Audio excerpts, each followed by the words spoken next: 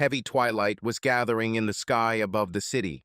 A thundercloud was rising on one side of the horizon, and in the light of the setting sun, it seemed as if someone was deliberately spilling purple paint across the sky. A sharp wind was blowing gusty and prickly, like an invisible hand that was trying to tear off all its usual shell from the city. Here and there on the streets one could see flickering shop windows, but there were fewer and fewer people, so that only long shadows remained on the sidewalks. This wind was a harbinger of change. This is how Eva Morgan felt it when she left the gallery, nervously clutching her camera bag. Somewhere in her chest there was a restless thought. Everything that seems reliable and stable could collapse in 1 second. She had never liked such premonitions, but today she could not ignore the underlying excitement. Through the loosely closed gallery door came soft pop music mixed with the hum of voices. There inside, there was an exhibition that promised to become her new step in her career. However, something told me that the night would bring with it more than just creative success. Noticing that Eva lingered on the threshold, Sofia Lopez, the owner of the gallery, a woman with delicate features and the most piercing eyes imaginable, walked towards her. Sofia's ambitions were felt almost physically. It seemed that she was able to break through any wall with the power of her will. Fit, well-groomed, smiling, she knew how to win people over, although behind her smile there was always something dangerous lurking. "Eva, dear," Sofia purred, lightly touching her friend's shoulder. "Where are you going? Now the fun begins. I want to introduce you to one person." Eve turned around. Her dark hair fluttered in the wind, and her eyes reflected the glare of the street lamps. And suddenly the thought occurred to her that this evening might turn out to be fatal. But she smiled, trying to contain her inner trembling. "Sorry, I thought I'd go out and get some air. The pictures are hanging, people are looking, and I'm a little nervous." "Are you nervous?" Sophia asked with feigned sympathy, although inside she seemed to be rejoicing. "Your work is great, and this is just the beginning. You wanted to expand the boundaries, right? Don't stop at studio portraits and wedding albums. Here it is a chance to express yourself, to breathe new life into creativity." Eve closed her eyes for a moment. She felt like something was really compressing inside, as if someone was winding a spring. Sophia's words sounded encouraging, but at the same time alarm sounded. For some reason, I remembered Alex, the husband who is now most likely sitting at his laptop at home, immersed in the drawings of the next bridge. I should call. A thought flashed through her mind, but she already understood that the phone call would be interrupted in the middle or left without proper attention. As usual. "Okay, let's get acquainted," Eve conceded and took a step back into the gallery. At that very moment, a gust of wind pushed the door, hitting her on the shoulder. The pain was insignificant, but Eve shuddered from surprise, and Sophia only smiled. "Be careful," she whispered, but her eyes said otherwise, as if she wanted to say, "Come on, come in, and don't be afraid of this wind. After all, the real storms are yet to come." And she was not mistaken. As soon as Eva returned to the hall, she was enveloped in the smell of expensive perfume, mixed with the aroma of wine and light snacks. People in groups walked between photographs. Her own selection aroused both admiration and curiosity. Somewhere deep down, she felt proud that these photographs had finally seen the light of day. "Here he is," said Sophia, pointing to a man near one of the photographs. "Ryan Keller, private airline pilot. I recently met him. He is a very interesting person. It can open up new horizons for you." Ryan at that moment stood with his back to them, leaning his hand on the stand and leaning towards the girl, who was laughing enthusiastically. When he turned around, Eve felt a strange jolt in her chest. The man had an almost hypnotic charm. Tall, broad-shouldered, with sharp features and a confident smile.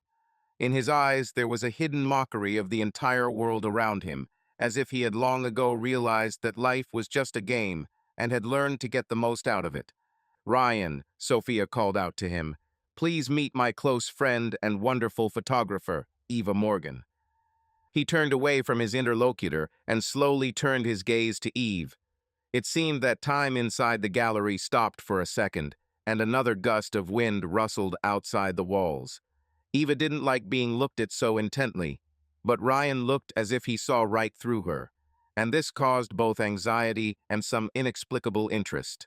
"I'm very glad," his voice was hoarse, velvety, containing the promise of reckless adventures. "You have amazing works, especially those where you captured the city at night. It's as if he's directly breathing through the photo." "Thank you," Eva said, feeling her heart beating faster. "I tried to show the atmosphere and life of the metropolis." Ryan nodded, looking at Eve with open curiosity. Sophia, taking advantage of the moment, took a glass of champagne and handed it to Eva.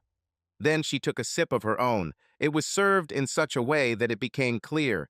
She wanted to create a situation of close communication. "Ryan is just looking for a photographer for aerial photography," Sophia said with a smile, sliding across both of their faces. "Can you imagine, he drives a private plane and offers to photograph the beauty of the coast from above. I thought about you, Eva. This is your dream and aerial panorama." The very thought of going up on a plane and taking unique photographs fascinated Eva for many years. But life was such that she rarely had to go beyond wedding photo shoots, corporate events, and a couple of art projects. Family, child, obligations, and yet the same creative fire burned inside her, for the sake of which she once decided to become a photographer. Maybe right now fate is giving her a chance. "It's very tempting," she admitted with a timid smile. "Tempting and safe," Ryan hastened to add. "I've been flying airplanes for over 10 years. I have seen so many places that people can only dream of. I think you'll like it, and your photos will turn out simply unique." He uttered these words with such inner confidence that Eve for a moment felt the earth disappear from under her feet. The wine in the glass trembled slightly, and she drained half of it in one gulp, trying to curb the trembling inside.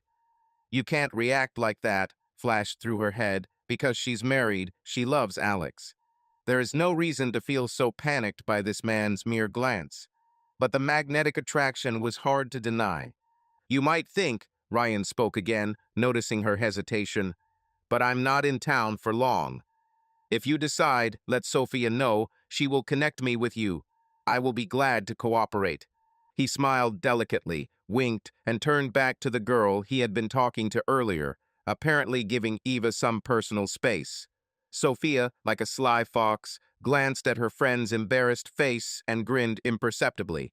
"He's okay, isn't he?" she asked in a whisper. "And this is a chance for you, Eva. You've been wanting something fresh for so long." Eva didn't answer. A double feeling grew inside her. On the one hand, she was flattered by Ryan's attention and the opportunity to photograph landscapes from above. On the other hand, something elusive told her that this could result in unexpected consequences. Or maybe this is exactly what she was looking for. Novelty, sensations, adrenaline. And all this happened against the background of the fact that for several months she could not find a common language with Alex. He seemed lost in his work, and their conversations were limited to short phrases before bed. Eve sighed and looked at the gallery doors from which she wanted to escape a moment ago. Somewhere out there, beyond the wind, her ordinary life remained. But perhaps this life needed a shake-up. "We'll see," she said quietly, and Sophia, looking pleased with the cat, led her to the rest of the guests, hiding her smile, as if she had already sensed the storm that was coming. Alex and Eva's house was located in a quiet suburb, where each plot had a neat front garden. In the evening, it became so calm there that you could hear a clock ticking somewhere or the water gurgling in the neighbor's pond. Alex, returning from work, felt only fatigue and a dull pain in the back of his head. He knew that Eva had to come late because of the exhibition, but he still felt irritated. Why is he annoyed? Most likely because he could not share her enthusiasm. He understood deep in his soul. Her art was her vital nerve, and he seemed to have lost the ability to notice this creative spark. While 6-year-old Lily slept in her room, Alex looked at the bridge plans on the kitchen table. The bright light of the lamp hit my eyes, and the silence hurt my ears. He felt that this emptiness reflected his whole life, ordered, structured, but without the colors that Eve had previously given him. They got married 8 years ago, and then it seemed that no storms could separate them. But the small cracks in the relationship, year after year, turned into ditches and now threatened to become an abyss. The gaze slid to a family photo standing in a frame by the refrigerator. In it, she and Eva are on the beach, hugging, laughing. Lily was not yet alive then. She was born a year later. Remembering those days, Alex felt a warm pang of nostalgia and pain. Once they were inseparable, they could not enjoy each other. They tried to support any dreams. And now he couldn't say what inspired Eva. It seemed that her life had become alien to him. At that moment, the door creaked quietly. Eva entered, taking off her cloak and trying not to make noise. She saw her husband and froze for a moment. Her eyes were full of contradictions, the joy of a successful exhibition interspersed with timid guilt for arriving late and bewilderment as to why he was still awake. "Hi," she said, trying to smile. "How did it go?" Alex asked, trying to be pleasant, although there was an echo of reproach in his voice. He wanted to relieve the tension, but it wasn't easy. Eva walked to the table and placed the bag with the camera next to his drawings, carefully, as if afraid to disturb the fragile balance on which they relied. "It went well. People liked my work. Sophia is delighted, already talking about new projects." She paused, watching Alex look at her hand lying on the table, but did not dare take it. "I met one person, Ryan. He is a pilot and invites me to take aerial photography. This will help me advance and attract customers. You see, I've long dreamed of something more than just a photo studio." Alex nodded absent-mindedly. Drawings and numbers were still playing in his head, but he tried to focus on his wife's words. "Pilot, it's somehow strange," flashed through his mind. He had never thought that Eve could closely intersect with people living such risky lives. However, why not? "I understand," he said, trying to find the right words. "But is it safe? You won't have insurance if something happens." Eva involuntarily smiled.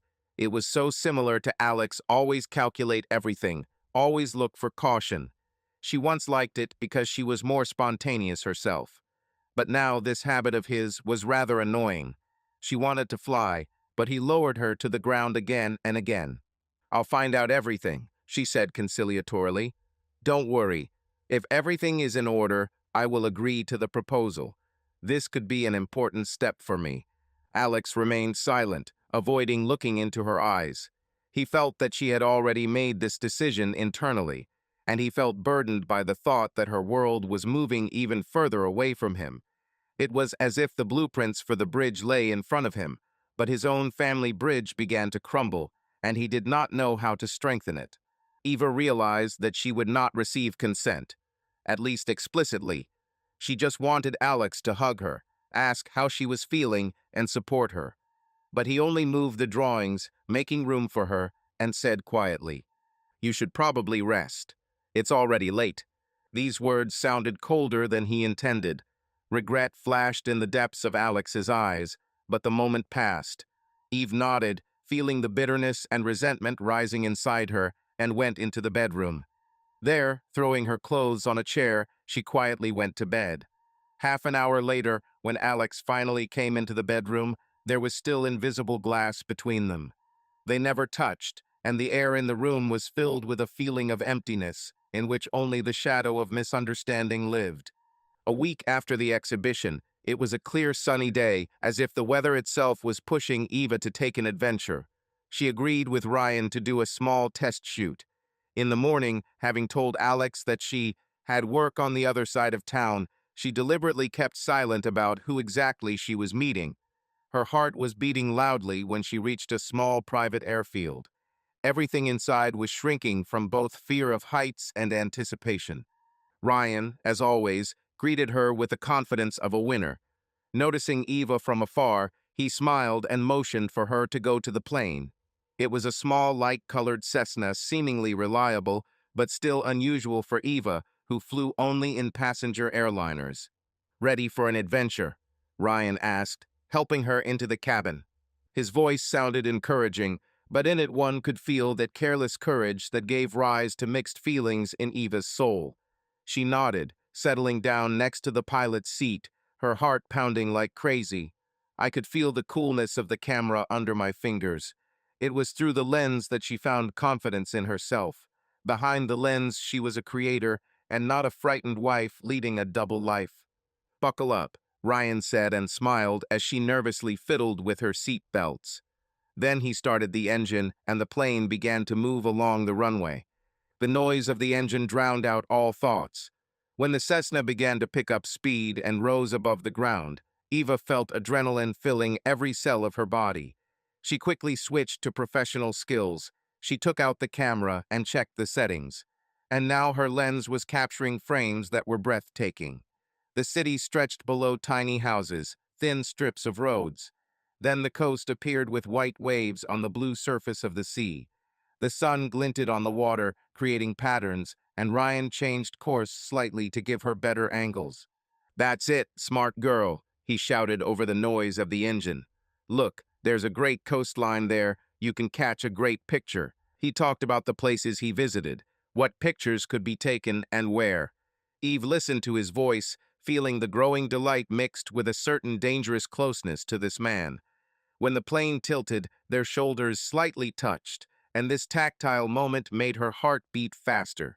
"You can't give in to this," an inner voice told her. "You have a family." But there was something irresistibly attractive about Ryan, his confidence, the way he looked at her when she lowered the camera. It seemed that he saw not only a photographer, but also a woman who was hungry for new sensations. When they landed, Eva was burning with adrenaline. She wanted to leave immediately in order to put out this internal fire, but Ryan offered her coffee in a small bar on the airfield. He said they could discuss the footage. Eva agreed. She understood that she had to leave, but some part of her wanted to extend their time together. The bar was crowded and noisy. Mechanics, pilots, and flight attendants from neighboring hangars were milling around. Ryan took a cappuccino for her and black coffee without sugar for himself. They sat in the corner, and while Ryan looked at her pictures on the camera display, Eva could not take her eyes off his hands. Strong, long fingers, tan skin. Dangerous beauty, addictive like a quagmire. "You have amazing talent," he finally remarked, looking up from the display. "These personnel are not inferior in quality to the work of world agencies. Look what the sky is like and how you caught the sea." "Thank you," she said, smiling shyly. "I think if we continue, there will be a whole series. Landscapes, the city, takeoffs, and landings. I can take you on a few flights when I have time." Eve felt a warm wave of gratitude and dangerous interest. She understood that by agreeing, she risked going too far. But this is her work, her creative realization. This is not treason or anything like that. Just cooperation. That's what she told herself. "That would be great," she said, feeling the words leaving her lips. And when she caught his gaze, in which a predatory flame flickered, something trembled inside. But she quickly averted her eyes to the side, pretending to admire the photographs on the camera. They stayed in the bar for about an hour, discussing plans and details. During this time, it seemed that an elusive understanding had developed between them, dangerously close to developing into something more. When Eve finally left, her steps were almost flying. However, the fire in her soul did not go out, but only a spark flared up, promising her something unexpected and forbidden. On the way home, she painfully tried to convince herself that all this was just work. But is it worth deceiving yourself? That evening, when Eva returned home, Alex was already waiting for her at the kitchen table with a serious expression on his face. There was tension in the air, like a dark cloud about to burst into a thunderstorm. Lily, put to bed, was the only joyful detail in this house, and behind her door was the silence of adult problems. "How were the work things?" Alex asked, and there was steel in his voice. Eva put her bag on the floor. She was uneasy in her soul because she felt that something in her behavior aroused his suspicions. Maybe because of her frequent absences, maybe because of the lack of warmth in her voice. Or maybe he noticed that she had been looking through him lately, increasingly withdrawing into herself. "It's normal," Eva answered, trying to remain confident. "I had a small photo project, so I had to go out of town." She looked into his eyes, trying to see if he understood that this was not the whole truth. Alex pursed his lips. He was not a man capable of emotional tantrums, but his silent tension was sometimes worse than any screams. He looked straight at her, and there was a feeling that he was evaluating her every word, every look. Eve felt a pang of conscience. "Eva," he began, touching the edge of the table as if looking for support, "we stopped talking completely. I sense that you are moving away, and I don't want to start an interrogation right now, but are you sure everything is okay?" She hesitated for a moment. Should he talk about Ryan and her taking off for filming? After all, this is part of her job. But deep down, something objected. She herself was not sure that she could call this a purely working interaction. Everything was mixed up. "Yes, I'm fine," came her answer, and she herself felt bitter about this lie. Alex noticeably tensed. Maybe he was expecting frankness, but he came across another wall. He ran his hand through his hair wearily. "Okay, I believe that you will figure it out on your own. The main thing is, don't get carried away. I want there to be no secrets between us," he added with emphasis on the last phrase. Eva didn't know what to say.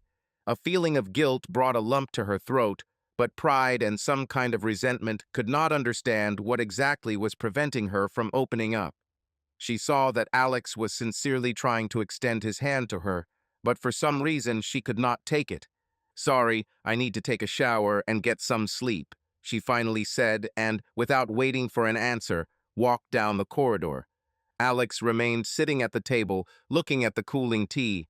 He felt helpless, as if he was slowly but surely being pushed away from the family in which he had once been a supporter. Several weeks passed on the verge of a nervous breakdown. Eva continued to meet with Ryan for joint flights and photo shoots, while actively avoiding detailed conversations with Alex. She told herself that nothing like that was happening. Just work, just new inspiration. But there was tension in the air, and at night she was haunted by disturbing dreams, as if her conscience warned, "Stop." At some point, Eva made a mistake. She forgot to take the plane ticket out of her pocket and put her jacket in the closet in front of Alex. He was already on his guard. That evening, when Eva returned from another photo shoot, Alex stood in the living room, holding that same ticket in his hands. His face expressed an explosive mixture of pain, fear, and anger. "What is this?" he asked coldly when she entered. It was as if a bucket of ice water had been poured onto Eve. "My throat is dry." She saw familiar flight numbers, date, time, and most importantly, there was Ryan's name, next to which was her own name. She didn't have the courage to lie right away.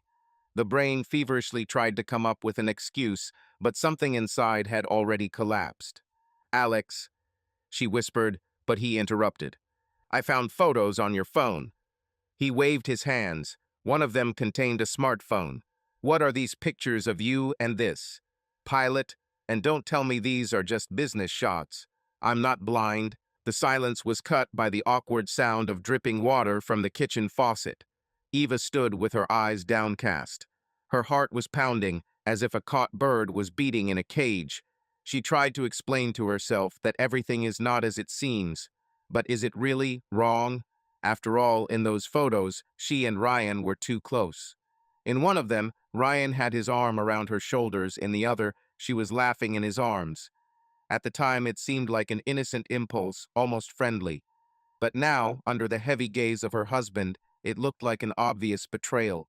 She understood that there were frames, and frankly, because she could not resist and succumb to temptation. It, it was an accident, she tried to choke out. "I got carried away, I don't know. But that doesn't mean anything. There is no love, this is. Means, doesn't that mean?" Alex hit the table with his fist so hard that the dishes shook. He almost never raised his voice, but now he was literally cracking. "Then why did you need to lie to me? Why not tell the truth?" "I was afraid." Eve stopped short, realizing that no matter how much she made excuses, it still sounded terrible. A feeling of guilt welled up inside her.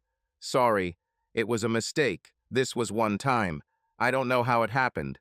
Alex closed his eyes, as if he didn't believe in the reality of what was happening. Then he ran his hand over his face, trying to pull himself together.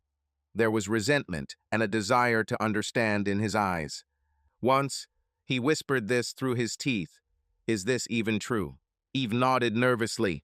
She already felt that repentance would change little.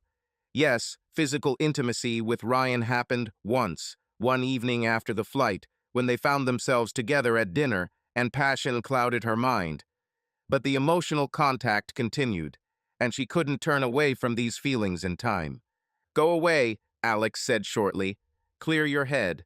You can live with your friend Sophia or somewhere else. Doesn't matter, but I can't see you." Panic was reflected in Eva's eyes. She had never seen her husband in such a state, usually cold, but now there was ashes inside. Tears came to my throat. "Alex, wait." She took a step towards him, hoping that there was at least a chance. But his face fell, and he pulled away. "Go away before I do anything worse," he repeated, more tiredly. "I can't look at you now." Whether she slammed the door behind her or whether this sound was heard in her mind, she did not understand. When Eva ran out of the house, she was filled with fear.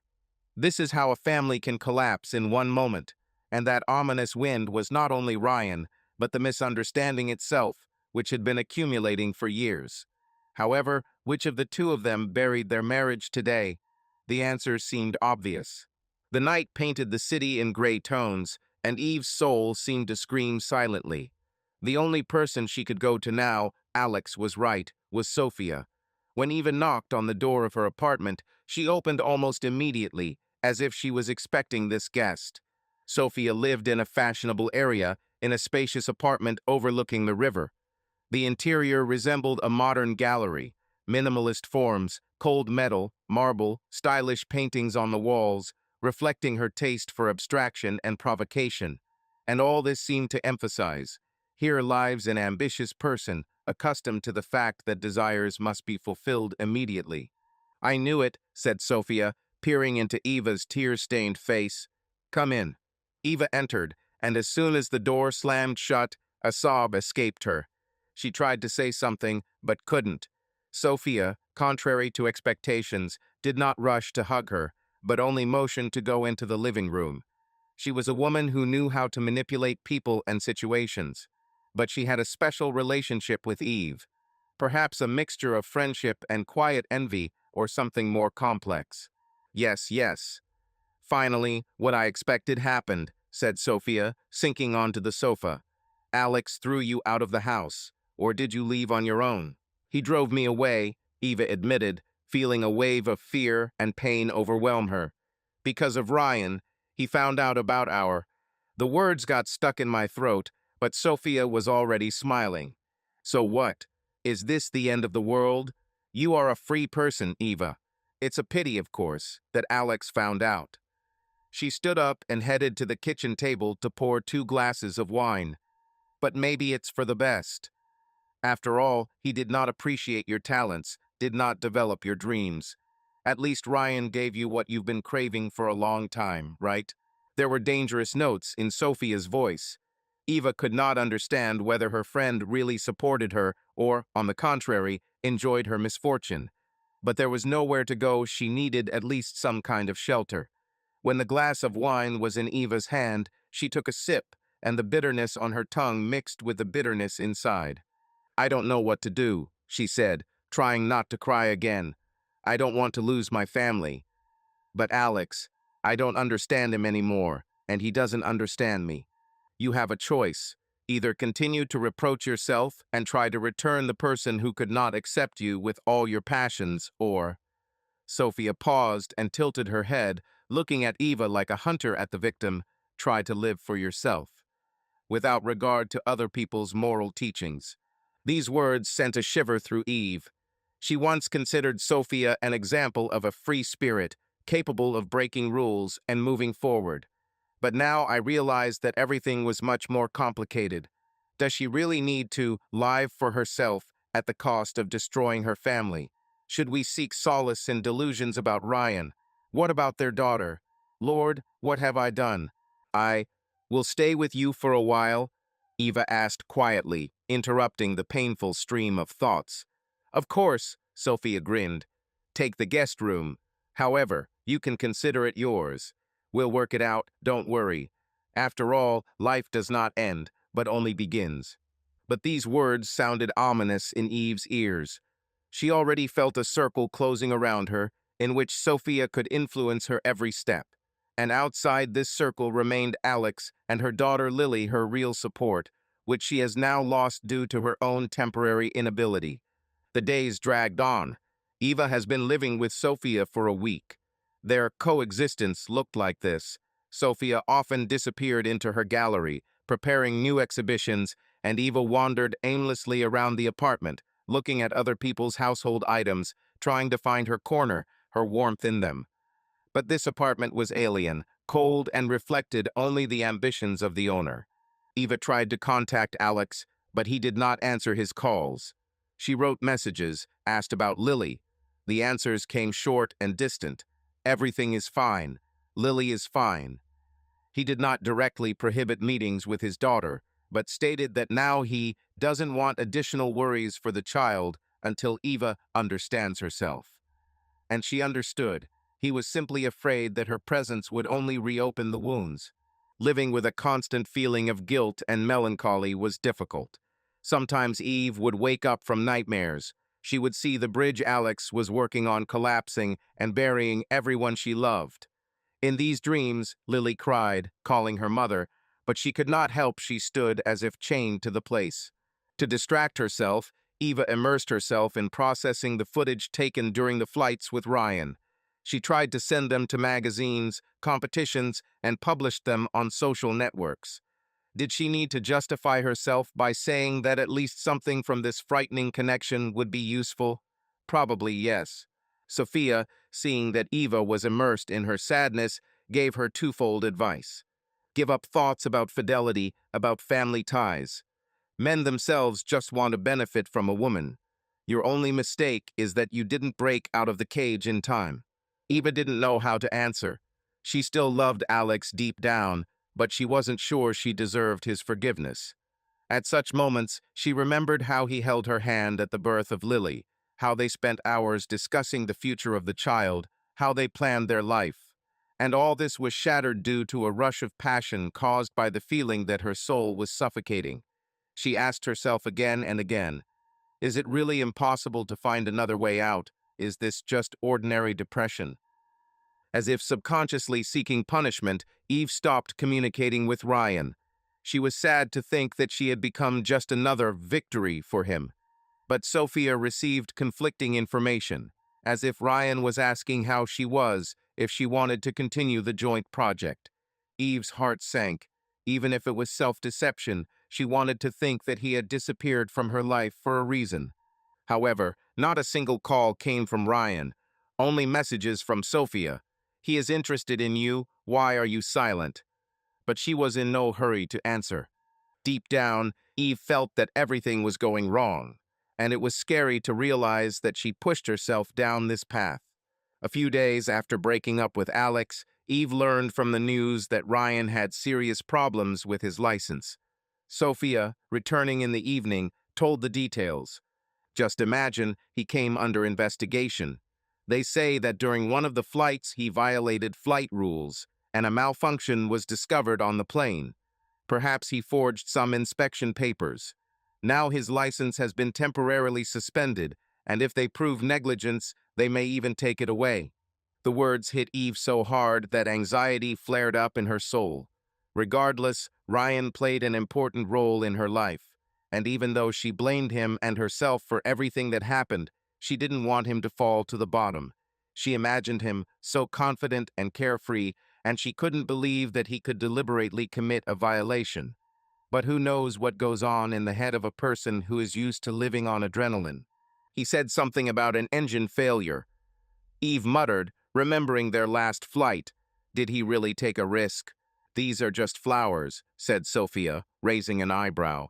He is known for the fact that he likes to tickle his nerves. And now that he has problems, he is not allowed to take the helm. His whole career is going to hell. Something in Sophia's voice sounded malicious. Eve caught this and felt a painful tightening in her chest. Is this why she traded her family? A man who may have just lived for the thrill without thinking about the consequences? In the depths of her soul, Eva felt sympathy. She remembered how Ryan talked about his travels, how passionately he talked about the freedom that flying gives. and now he is locked on the ground. A couple of days passed, and suddenly Eva's phone rang. She looked at the screen. Ryan. My heart skipped a beat. With a pain in her mouth, as if biting her tongue, Eva answered. Hello? Hi, Ryan's voice sounded hoarse and tired.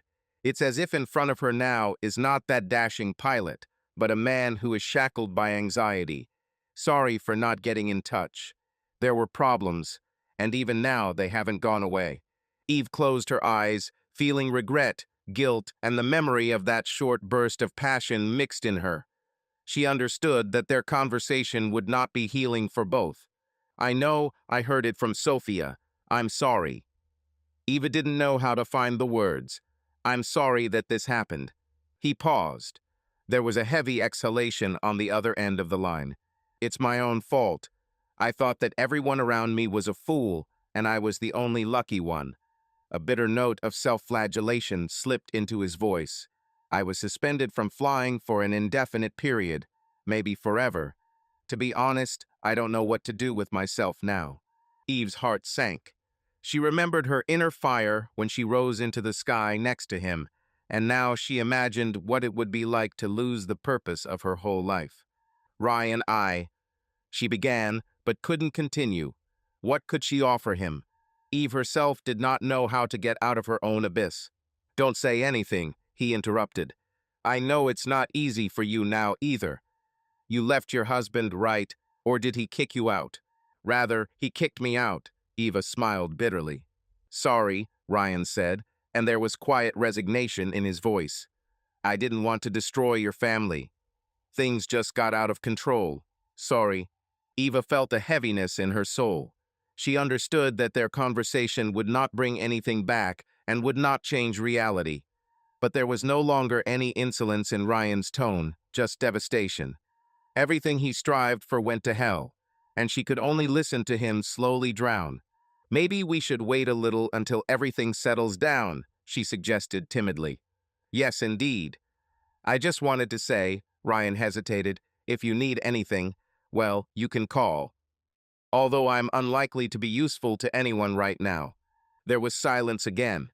Eve wanted to say that she held no grudges, that perhaps all was not lost, that he too might have a chance to return to the sky. But the words stuck in her throat. Finally, she said quietly, Thank you for calling. He replied, Take care of yourself, and hung up. Eve sat looking at the dim screen. Strangely, she felt neither joy nor relief, only the throbbing pain of emptiness. It was as if all their lives were now shrouded in thick twilight, and not a ray of hope was visible. Every day, Eva understood more and more deeply that a rash act had destroyed everything that was dear to her. Her home, her relationship with her husband, the stability of her daughter. Now she felt like a guest in Sophia's life and not a full-fledged person. One evening, when Sophia brought home a bottle of sparkling wine and suggested they have fun, Eva realized that she could no longer remain in the role of a weak-willed doll. She gave up alcohol, sat quietly on the sofa, and said, Sophia, I have to decide something about my life. I can't sit here doing nothing all the time. I need to at least see Lily, talk to Alex. Sophia's eyes narrowed in displeasure. And what will you tell him? What do you miss? He's unlikely to forgive you. You betrayed his trust. Eve winced in pain, but did not look away. I have to try. Sophia, you don't understand. Or don't want to understand how I suffer without my daughter. Sophia sighed and poured herself a glass of wine. You know, you were a wonderful wife and mother once upon a time. But you yourself said that you were suffocating in the routine. Remember how you cried at night, complaining that Alex didn't notice you, didn't support you. Do you want to go back to the same prison? No, Eve squeezed out. But I don't think divorce is the only solution. We were a family. Maybe there is a chance to fix something. She said this not for Sophia, but for herself. She had to make sure it wasn't over. I remembered that Alex had never been a cruel person. He is too honest and responsible to simply abandon her and his daughter if he feels sincere repentance. And she really repented. All those unjustified expectations, unsatisfied creative ambitions, thirst for novelty, all this could have been resolved differently. but she couldn't turn back time. "Do what you want," Sophia finally said. "But know this, if he pushes you away, you can come back to me at any time." Eve felt that there was something ambiguous in her friend's words again. But that didn't matter now. She needed to see her daughter. Should have tried to talk to Alex. The next day, Eva gathered her courage and came to Alex's house. Once this house was hers, but now she did not dare to enter without an invitation. She dialed Alex's number several times, but he didn't pick up. In the end, she made up her mind and rang the doorbell. Her heart was beating so loudly that it seemed like the neighbors could hear it. Several seconds dragged on endlessly, and then the door opened slightly. Alex stood in front of her. He looked exhausted, with shadows under his eyes. But the first thing Eva felt was how much she missed him, how familiar these facial features were to her. He was silent, and she didn't know what to say. Everything inside was breaking. Finally, she whispered, "I need to see Lily, please." Alex rested his hand on the doorframe. It was clear from his gaze that he was still offended, wounded, and wary. But somewhere deep inside, a warm feeling flashed. He nodded. "Lily is at home. She will be happy to see you. But remember, I don't want you to give her false hope. If you came only to disappear again." "No," Eva interrupted, and there was a sincere plea in her voice. I missed you. I will not talk about us. I will not argue or reproach. Let me just hug my daughter." Alex looked at her for a minute, as if deciding whether to give her a chance. Finally, he opened the door a little wider. "Okay, come on in." Eva walked into the living room and immediately felt a surge of memories. Here was her favorite chair, and on the table there was still a vase of dried flowers that they bought together. The house remained the same, but the atmosphere became somehow tense, as if the walls were holding the owner's grudge. Lily ran out of the room, her brown hair tied up in two ponytails. Seeing her mother, she froze for a moment and then rushed into her arms. "Mother, where have you been?" Eva hugged her daughter, trying not to burst into tears of happiness and guilt. She took her in her arms, although the girl had already grown up. Feeling her smell, the warmth of her little body, Eva realized that she was ready to go through any tests just to get her family back. "I'm sorry, my bunny," she whispered, pressing her daughter's hair. "I was busy and—" Her voice trembled, and she swallowed convulsively. "I missed you." Lily hugged her even tighter. The small heart beat with a rapid rhythm, and a wave of tenderness washed over Eva. She stole a glance at Alex, who stood in the doorway with a stern expression on his face. There was a lot of pain in those few seconds. He, of course, understood that Eva was Lily's mother and could not forbid them to communicate, but it was not easy to get rid of the resentment and anger. "Mom, will you live with us now?" Lily asked, looking at Eve with big eyes in which hope shone. Eva didn't know what to answer. She squeezed the girl's hands and said quietly, "Not yet, Lily. I still have a lot to do, but I will come more often, okay? And we will definitely see each other." The daughter frowned, pouting her lips slightly, and pressed herself close to her mother. Eve glanced at Alex again out of the corner of her eye. He silently watched the scene. Perhaps he wanted to say, "No, she won't stay. She has important things to do." But he remained silent for the sake of his daughter. Time passed painfully slowly. Eva talked to Lily for several minutes about school, about friends, about how she plays in the garden. The girl showed her new drawings. In all the drawings they were together, Dad, Mom, and Lily smiling happily. This made Eva's insides clench, as if a stone slab was being laid on her heart. Finally, Eva could not stand it and quietly asked Alex, "Can I come again one of these days? Or, maybe we can talk?" Alex pursed his lips, tension flashing across his face. He nodded. "Come if you want to see Lily. But as for the conversation, I'm not ready yet. Maybe later." Eva nodded silently, hardly swallowing the tears that were rising in her throat. Then she kissed her daughter on the top of her head and walked towards the exit. When the door closed behind her, she felt her legs give way. The feeling of loss covered her with renewed vigor. She touched what had once been her life, and now she understood how painful it was to feel like a stranger in her own home. But at the same time, a tiny seed of hope arose in my soul. Lily still loves her. Alex didn't kick her out. He allowed her to meet her daughter. Maybe this is the first step to trying to get my family back. Eve knew that the path would be difficult, but she was ready to fight for the most precious thing in her life, for that warm connection that once connected their hearts. The sunset turned purple on the horizon, turning the thick concrete structures the color of spilled blood. The construction site of the bridge Alex was working on hugged, the river like the giant ribs of a prehistoric beast. The rumble of equipment, the squeal of metal, the smell of damp concrete and grease hung in the air, saturated with a heavy foreboding. Alex walked along the fence with a project plan in his hands, a careful look, notes in the margins. For 3 months now he had been working here almost without rest, leaving all his personal worries behind the gate. At night he dreamed of how he himself became one of the supporting pillars of the bridge, freezing in concrete, but he woke up with the desire to continue, as if work was now the only salvation from the emptiness that the break with Eve had left.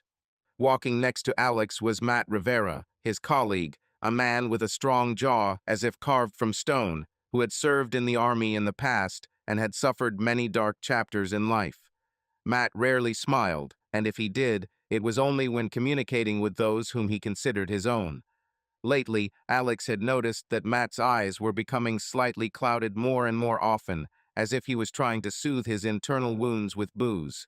But Alex, exhausted by his own problems, tried not to get into his colleague's soul. He understood, everyone has their own demons. "We'll check the fasteners at the 5th section," Alex said, pointing to the drawings. "If everything agrees with the calculations, you can prepare to pour concrete." Matt nodded silently. He felt awkward at that moment as a metal flask with the remains of whiskey clanked in the pocket of his jacket. He knew that on any other day Alex would have noticed his condition, but now Alex was absorbed in the schemes, alienated from everything that did not concern the bridge. Matt himself felt the internal tension tearing at him from the inside. Divorce and war memories, everything got mixed up, depriving him of peace. Alcohol became a substitute for sleep for him, but he tried to hold on at work. Today, something didn't go according to plan. From the very morning, Matt could not concentrate. He spent a sleepless night, and at dawn he drank too much alcohol, hoping that it would give him vigor. But instead of cheerfulness, there came a barely noticeable trembling, and the thought that he might let his colleagues down squeezed his heart tightly. And yet he drowned out this thought with a sip from his flask, believing that he'll somehow make it through one more shift. Around lunchtime, Alex noticed that a tractor loaded with metal beams had driven too close to the edge of the ditch, exactly where temporary supports for the future span stood.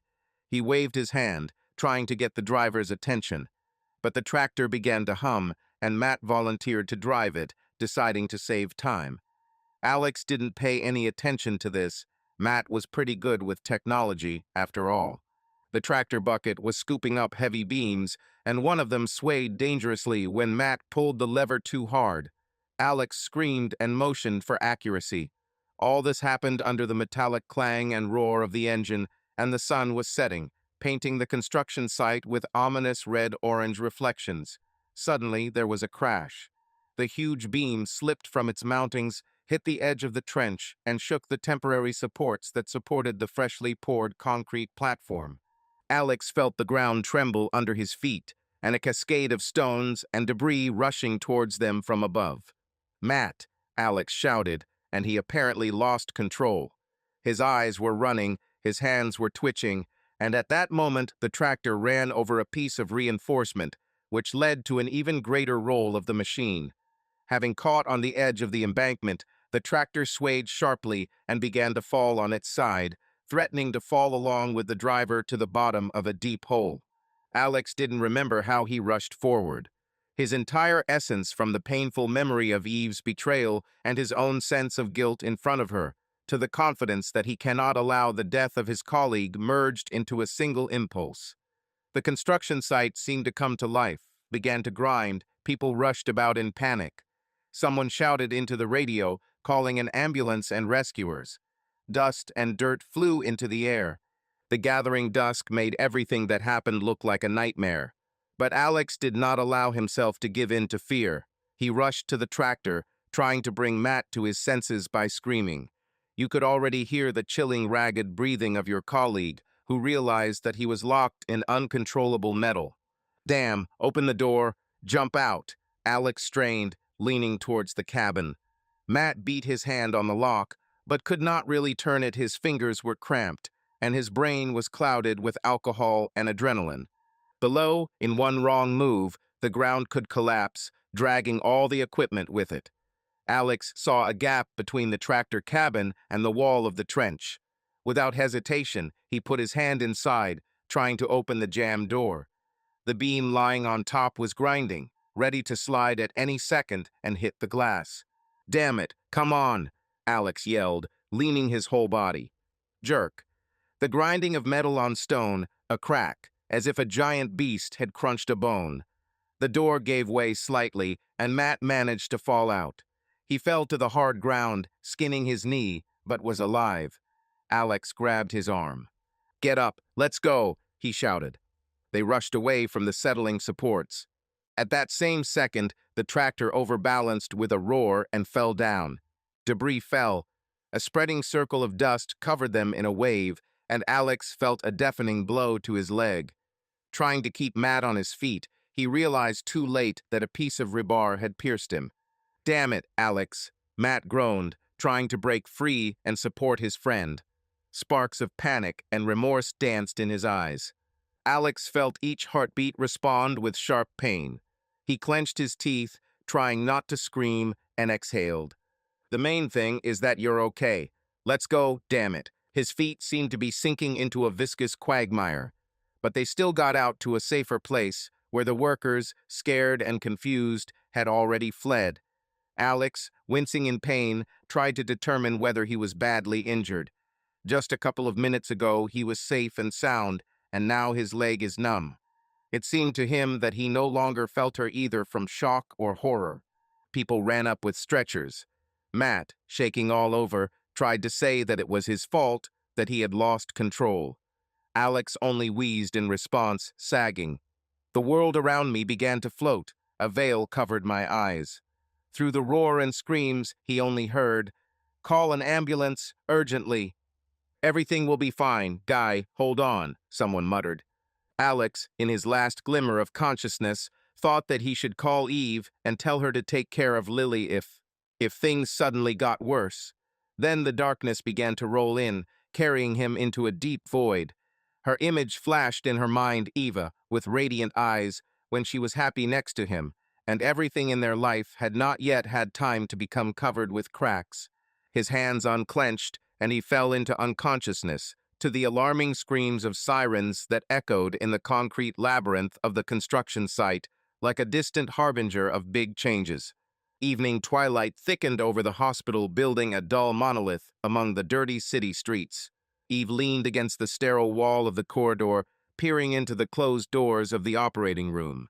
Her hands were shaking, her mouth was dry. She rushed here as soon as Sophia told her, "Alex had an accident. He's in the hospital." Sophia learned about this from a mutual friend who worked in the city administration. Eve's heart sank with fear and guilt. As she rushed into the taxi, mentally going through all the scenarios that could happen, it became completely clear to her.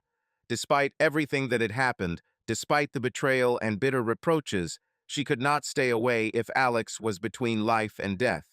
She remembered what happened a few years ago, when Alex cut his hand on a piece of construction reinforcement. Then he almost got blood poisoning, and she sat by his bed for almost 2 days, praying that he would recover. This fear of loss still gripped her like icy fingers, squeezing her heart. Finally, the doors to the operating room opened slightly, and a doctor wearing a mask and a sterile gown came out into the corridor. Eva rushed towards him, her eyes asking about the most important thing. "Are you a relative?" the doctor asked, raising an eyebrow. I'm his wife," Eva exhaled hoarsely, feeling something swell inside from the realization that legally she was really still his wife. The doctor nodded, removing his mask. Your husband was admitted with a hip injury, quite serious damage to the knee ligaments. We managed to carry out the operation, but long-term rehabilitation will be required. I'm afraid he will have to temporarily forget about the construction site. If all goes well, he will be able to walk, although some side effects may remain. Eve breathed a sigh of relief. When can I see him? She asked almost pleadingly. Now he will be transferred to the ward, but he will most likely recover from the anesthesia. I don't think he'll be able to communicate, but you can sit next to me. The doctor looked at her pale face and, softening, added, I think it will be important for your husband to see his own face now. Eva barely held back tears of gratitude. She wanted to immediately run to the ward, but the doctor asked her to wait in the corridor until the orderlies transported Alex on a gurney. The seconds lasted like hours. There seemed to be a dark energy of fear and doubt in the air. The thought was spinning in my head. What if he's angry with me and doesn't want to see me? Maybe I'll just disturb his peace. But at the same time, she unbearably wanted to make sure that he was really alive, even if he was wounded. A quarter of an hour later, the doors swung open and a gurney with Alex, who seemed to be sleeping deeply, rolled out of the operating room. His face was paler than usual, and his lips were slightly cracked. Strands of hair stuck to my forehead. He seemed so vulnerable, like a child in the hands of a harsh fate. Eve stepped forward, afraid to breathe loudly. You can follow us into the room, said one of the nurses. She followed, trying not to interfere with them driving the gurney along the narrow corridor. Slow steps echoed with the click of heels in the endless labyrinth of hospital walls. Tears welled up in her eyes, but Eva held back with an effort of will because she had to maintain at least the appearance of calm. In the ward, when Alex was transferred to the bed, Eve was allowed to come closer. The doctor pointed to the call buttons and said that if anything changes in his condition, he needs to immediately inform the staff. She nodded automatically, unable to take her eyes off her husband's face. He will begin to come to his senses in a couple of hours, the doctor added. For now, it's better that no one bothers him. But your presence is not prohibited. When the door closed behind the doctor, Eva sat down on a chair at the head of the bed. The room was illuminated by a dim lamp, revealing from the shadows only the outlines of bandages on Alex's leg and his arm, to which the Roman 4 was attached. Under the white sheet there was a wound, barely kept from bleeding. Forgive me, Eva whispered. The words that she didn't have time to say before sounded in her head. I'm sorry for not being there for you when you needed me. I'm sorry I betrayed your trust. She remembered how they had once had a conversation about courage and how real courage was being loyal to those close to you. She thought she understood everything at the time, but years later she realized how fragile the human heart can be. About an hour passed before Alex stirred, raised his hand, and winced painfully. Eva leaned towards him. Alex, it's me. Everything is fine. You're in the hospital. His eyes slowly opened, as if with a creak. He focused his gaze on her face. First, misunderstanding, confusion, and then something else, a mixture of surprise and disbelief. Eva, he said hoarsely, as if he himself did not believe that she was here. Yes, I came as soon as I found out. She didn't know if she could take his hand, but still hesitantly touched his palm. He did not withdraw his hand, but did not return the gesture with warmth. He just frowned, wincing sharply in pain. Leg, damn. He breathed, closing his eyes from another wave of unpleasant sensations. You had surgery, she said quietly. The doctors say you'll get better, but it takes time. Alex was silent. He pursed his lips as if he lacked words. Then he opened his eyes and glared at Eve. Why are you here? He asked finally, and his voice sounded almost emotionless. I thought... He didn't finish, but she understood everything without words. I thought we were already strangers. They called me. I found out about the accident. I couldn't remain indifferent. Alex, The words are confusing. Eve felt tears welling up. We are not strangers to each other. We have Lily. We have a lot of things. She stopped because she knew. She had no right to cry now and destroy his inner world with her emotions. He must recover. And yet the feelings were rushing out. Alex sighed quietly, turning his gaze to the Roman four, then to the window, where the darkness thickened, as if he was looking at them from the side. I don't know what to do now, he said slowly. My project. Also this damn leg. Lily. I wanted everything to be different. Eve realized that this was not only about his trauma, but about his life in general. She took his hand more tightly, feeling how cold his fingers were. I'll help you if you let me, she said, feeling her heart skip a beat. I don't care now about the work that I did, those flights. It was all a mistake. The only thing I understood is that life without a family has no taste. Alex was silent for some more time, and the silence became almost tangible, heavy, like lead clouds before a thunderstorm. Then he stared at the ceiling. I need to think. I'm tired. He closed his eyes, as if falling into a painful slumber. Eva did not bother him. Even this short conversation was enough to understand that he did not drive her away immediately. And maybe this is already a step forward after months of silence and mutual bitterness. She sat by the bed for about half an hour until she realized that Alex had fallen asleep. Hospital noises, the sound of Ives, and the muffled voices of the staff all merged into one continuous hum. Eve stroked his hand for the last time and quietly left the room. Outside the door, leaning against the wall, she gave vent to tears. The following days in the hospital passed monotonously and tensely. Alex recovered from the operation more slowly than he would have liked. The pain in his leg made itself felt every morning. The medications caused weakness and drowsiness. The doctor said that if the stitches healed well and there were no complications, he would be discharged in a couple of weeks, but then he would have a long rehabilitation period with crutches or a special orthosis. Eva came to the hospital every day, bringing homemade broth and clean linen. At first, Alex accepted this concern warily, as if not knowing how to react. He could not understand whether this was another crazy idea of hers to fulfill her marital duty and disappear. But gradually he got used to her presence, just as one gets used to a dim night light in a room, which prevents complete darkness from consuming us. Thank you, he said one day when Eva was carefully adjusting the pillow under his head. Previously, he spoke to her briefly, to the point, but this time there was something special in his voice, as if a remnant of former tenderness. Eva smiled and sat down on the stool next to him, trying not to look him straight in the eyes. She was afraid that she would see the resentment still hidden there. I wanted to do something useful, she said. I can't sit with my hands folded. They fell silent, and Alex looked away to the window. A rainy sky, gray and low, hung over the hospital courtyard. It seemed that the whole world had shrunk to these four walls, the drip and the sound of raindrops on the windowsill. Doctors came in regularly, checked things, gave medications, but most of the time Alex was in half-thoughtful silence. However, no matter how hard he tried to hide it, he saw that Eve was truly repentant.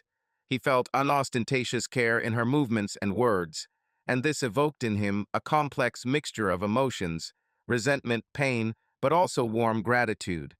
Yes, she cheated, inflicted a wound that will hardly heal without a scar.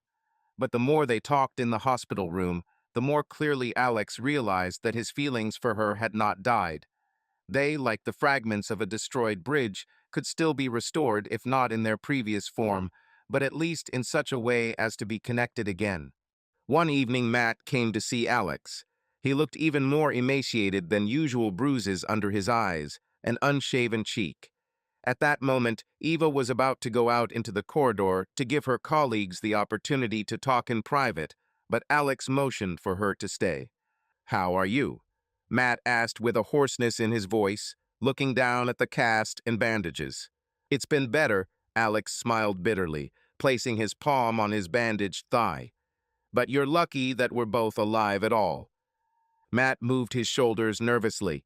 His eyes, reddened, betrayed nights without sleep. Alex, I wanted to say that it's all my fault. I ruined the operation, brought the tractor to the wrong place, drank. He swallowed, clearly feeling the burning of shame. I've already been reprimanded and maybe fired. But the main thing is that I almost killed you. Damn, I'm sorry. Alex was silent for a long time, then quietly said, You almost made it impossible for me to walk. But you know, he paused heavily, looking into Matt's eyes. It was my own fault that I didn't pay attention to your problems. You didn't start drinking yesterday, did you? Matt clenched his fists. Maybe, he muttered, but this is not an excuse. Alex sighed and looked at Eve, who stood nearby with her head slightly lowered. There was understanding in his eyes. We all make mistakes, some in relationships, some in work, and these mistakes sometimes cripple not only us, but also those around us. Okay, Alex finally said, I'm not your judge. The main thing is that we are both alive. I hope you will draw conclusions and get your head together. Because this is not a joke, Matt. The colleague nodded, looking away. He apparently felt that there was nothing more for him to do here. Matt coughed and tried to say something else, but instead of words, he only squeezed out, I'll be there if you need it. And he left, slamming the door of the room as softly as he could. Retreating footsteps were heard in the corridor, and Eve looked at Alex. He looked tired, but there was something new in his face, an acknowledgement that in the life of any person there can be a time of falling, and then at least a drop of compassion is important. How are you? Eva asked quietly, approaching the bed. I don't know. Alex tried to sit up a little, and she helped him adjust the pillow. All this is hard for me, and pain, and the realization that my project is now under threat, and the relationship with Matt, and, he paused for a moment, with you. It's all chaos. Eva looked into his eyes, trying to express the very support that she herself once lacked. I'm not going anywhere until you say so directly, she said. I was a fool. I did a lot of wrong things. But if I need to fight for you, for Lily, for our family, I'm ready, if it gives you strength. Alex was silent, and his silence was more eloquent than loud words. He understood that recovery would take not only time, but also will. He would have to accept his wife's help, take the risk of trusting her again. And this meant overcoming the fear of being betrayed again. At night, when hospitals are dormant, when the corridors are lit only by a couple of emergency lamps, Eve still sat at his head, dozing occasionally, but each time she woke up with the thought that Alex might wake up and feel pain. He shuddered several times, moaned in his sleep, and grabbed his bandaged leg. Then she carefully took his hand, and in a strange way, this helped him calm down. When Eva returned to Sophia's apartment, she was sitting at the table, drinking coffee and looking through catalogs of art projects. At the sight of her friend, Sophia raised an eyebrow. Well, how is your wounded hero? Eve swallowed her irritation at the sarcastic tone. She didn't want to quarrel, but she felt that Sophia was now more distant than ever from her worries. Sophia only observed the situation, but did not share the pain and hopes that tormented Eva. Alex is getting better, Eva answered restrainedly. He will have a long recovery, but, thank God, nothing irreversible. Sophia smiled wryly and took a sip of coffee. So, do you think he will forgive you? Do you want to return to the same everyday life pots, caring for a child, everyday conflicts? Eva shook her head, briefly thinking that Sophia could not or did not want to understand that marriage was not just everyday life. But she put that thought aside. She had no time for arguing. I made my choice. I want to save my family. Alex is the father of my daughter, and, she lowered her eyes, I still love him, Sophia. No matter how it sounds, I realized this when I realized that I could lose him completely. Sophia was silent for a moment, as if trying to penetrate Eva's soul with her gaze. Then she muttered with a slight contemptuous laugh. Well, if you want to become the mistress of the house again, that's your right. But don't forget that your family turned their backs on you as soon as you took a step aside. Aren't you deceiving yourself too much? From these words, Eva felt a painful prick in her heart, but she resolutely pursed her lips. She understood that Sophia was talking about envy, or perhaps the belief that freedom was more valuable than relationships. Eve was different. She, perhaps, was mistaken in that she longed for new impressions, but now she bitterly repented. But she couldn't give up on her family. Having collected her things, Eva decided that she could no longer stay in this apartment. "I'll live at my mother's house for a while, and then we'll see. Thanks for the shelter, but I need to move on." She glanced at Sophia, full of silent gratitude for the temporary roof over her head, but also relief that she was leaving. "As you know," Sophia waved it off. "I hope you won't regret it." There was irony in the words, as if Sophia had already had a presentiment that Eva might again face difficulties. However, Eva was firm in her decision. She wanted to return to Lily, to real concerns, albeit complex, but sincere. On the same day, she moved some of her things to her mother. Fortunately, she had invited her to stay for a long time, and Lily also missed her grandmother. There was a moment when Lily, seeing her mother, was tempted to ask, "Mom, are you going away again?" But Eva assured her daughter that they would now see each other every day. The girl beamed as if she had received the best gift. When Eva was next to Alex again in the hospital, she told him about the move. He raised his eyebrows in surprise. "So you are no longer with Sophia?" "No," she confirmed quietly. "I want to be closer to Lily and to you. Even if we can't be together yet, I have to look after you." Alex shook his head thoughtfully, as if wondering how he should feel about such changes. Somewhere inside, he was glad that she left her friend, who clearly did not wish their union anything good. But out loud, he only said, "Understood. Okay, that's even better." These words sounded reassuring. For Eve, this transparently meant that Alex no longer saw her presence as a threat. Of course, there was still a gulf of mistrust between them, but he no longer answered her every question with cold detachment. He began to talk about the details of his injury, what the doctors were saying about possible complications. Eve listened carefully, trying not to show how frightened she was by the prospect that Alex might remain lame. But whatever the future held for them, she was determined to embrace it. The day of possible discharge was approaching, and the doctors wanted to make sure that Alex would be accompanied by loved ones at home. It was necessary to prepare crutches and help him get settled in the apartment so that he could move around. Eva decided that he would live with his mother first, since their own home. He had not yet said whether he would let Eva back, but she did not rush things. One thing was clear: she would do anything to be there and support him.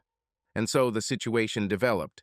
Every day she came to the hospital with small gifts, fresh fruit, magazines, and clean t-shirts. And Alex, although not smiling, accepted everything without resistance.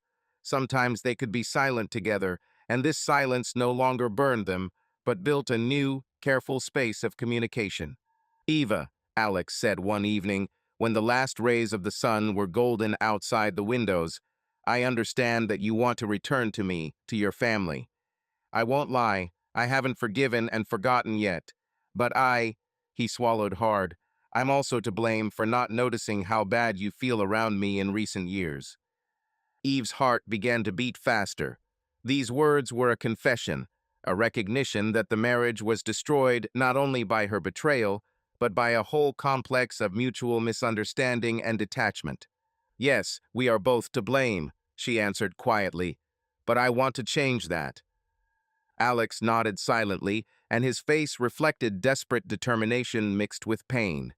Everything is ahead, and no one can guarantee that they will be able to pass through all the tests. But at least they were on the same wavelength, for the first time in a long time.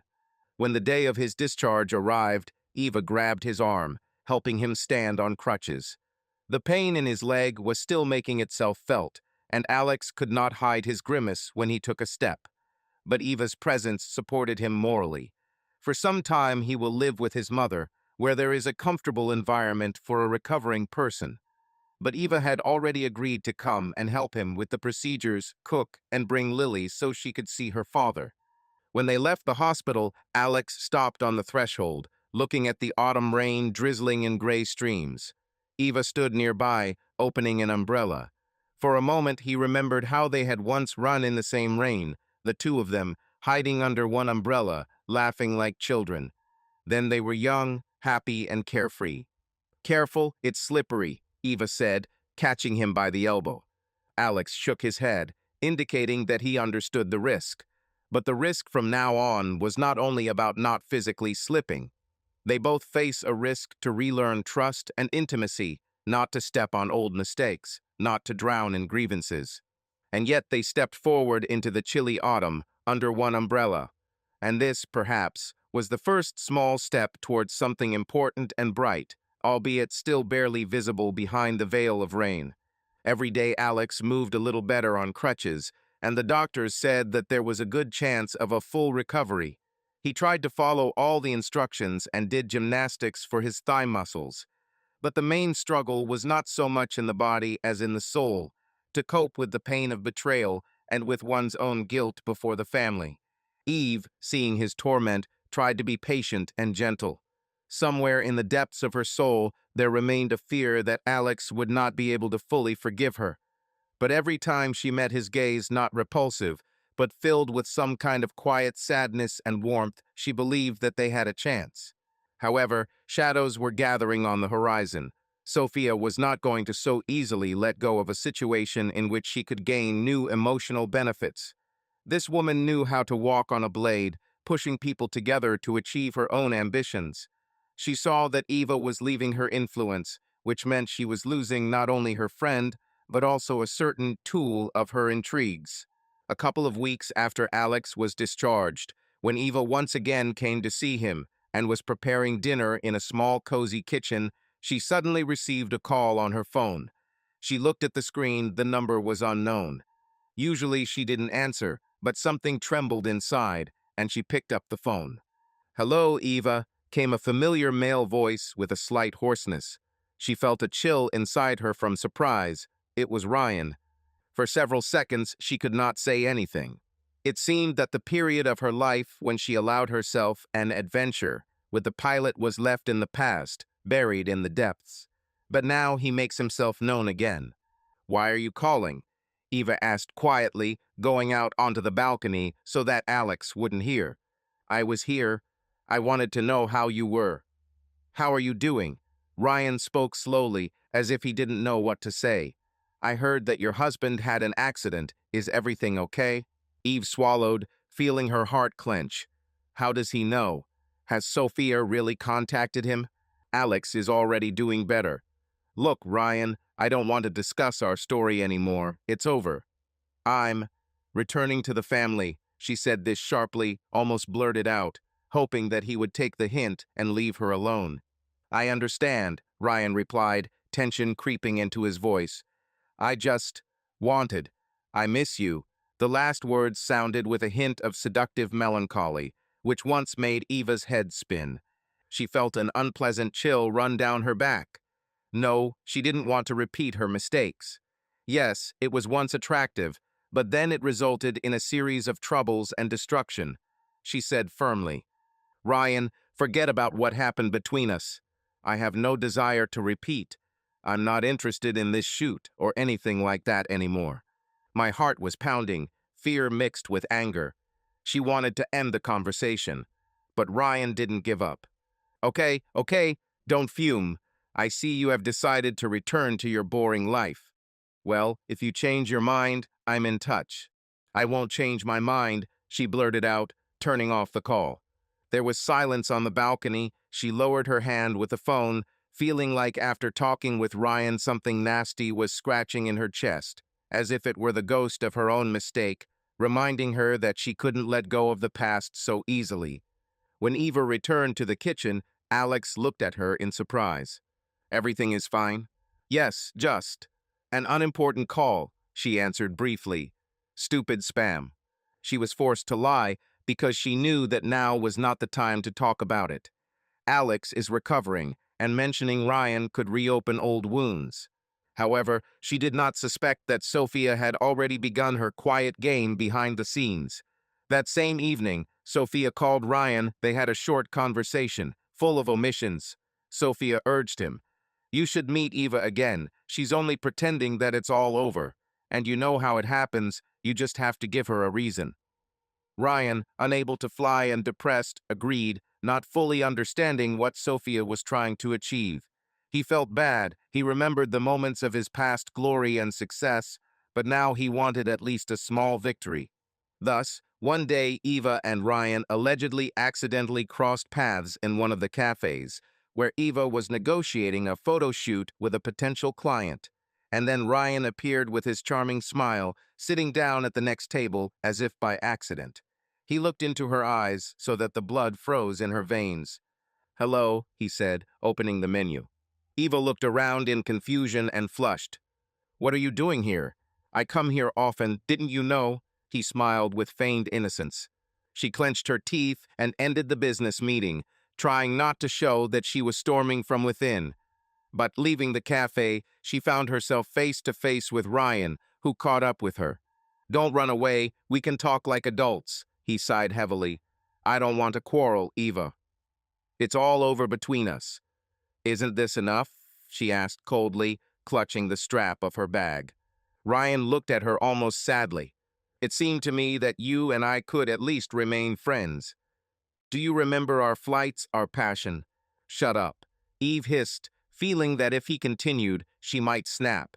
"It's in the past. I have a different life now, and I don't want to go back to my old mistakes." "Okay," he sighed. "Understand. Sorry to bother you. It's just, I'm alone now. It's hard for me. I don't have a license anymore. I don't have a job. I wanted to talk to at least someone who understood me. Maybe I'm wrong for pursuing you." His voice trembled, and it was a mixture of sincere sadness and a subtle manipulative technique.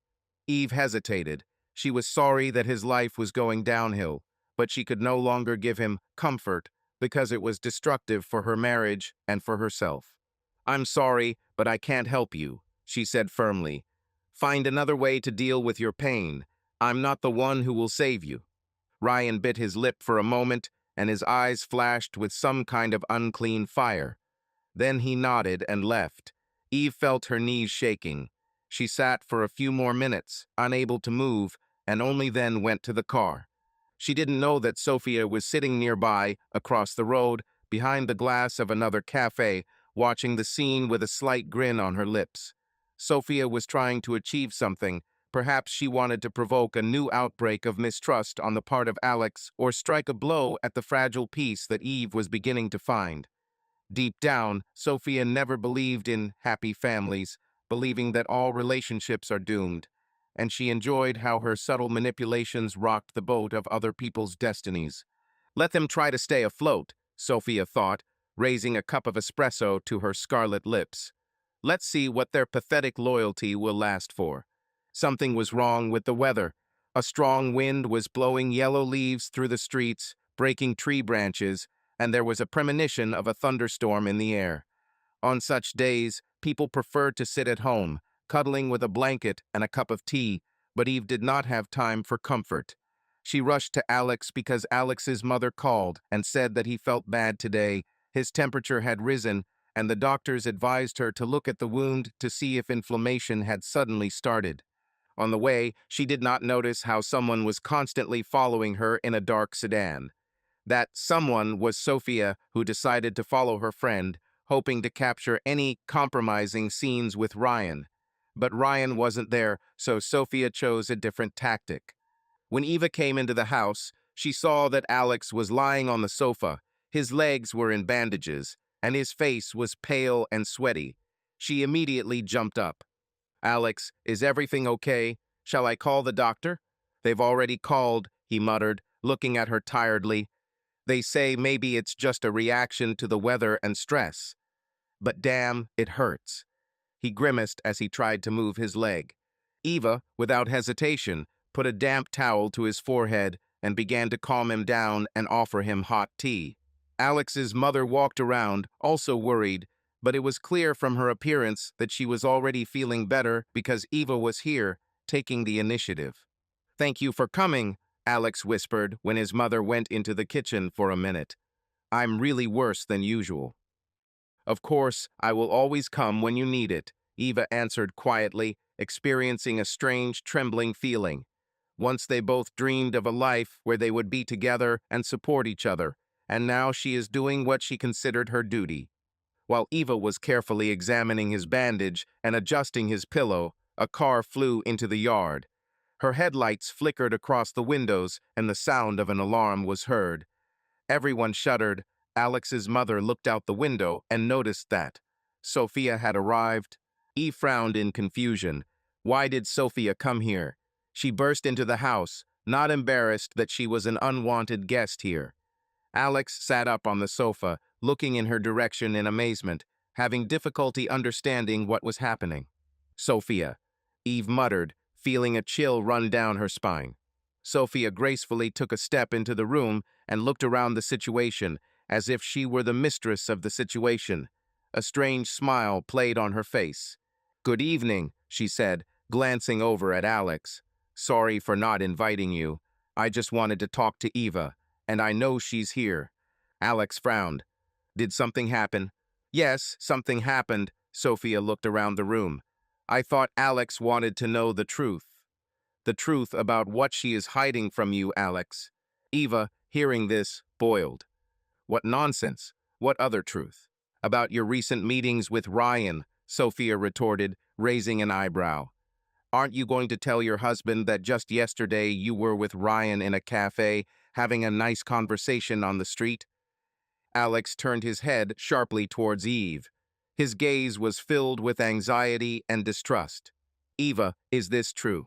Eva blushed with excitement. "Yes, I met him, but it was an accident. We didn't make an appointment. I didn't want to communicate with him.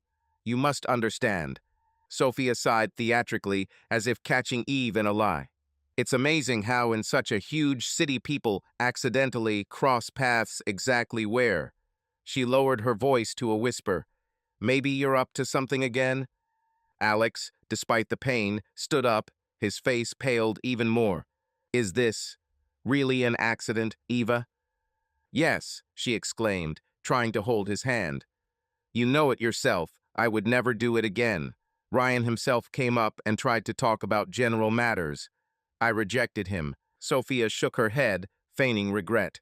"Oh, what a pity that I don't have a voice recorder so you can hear how nicely they talked.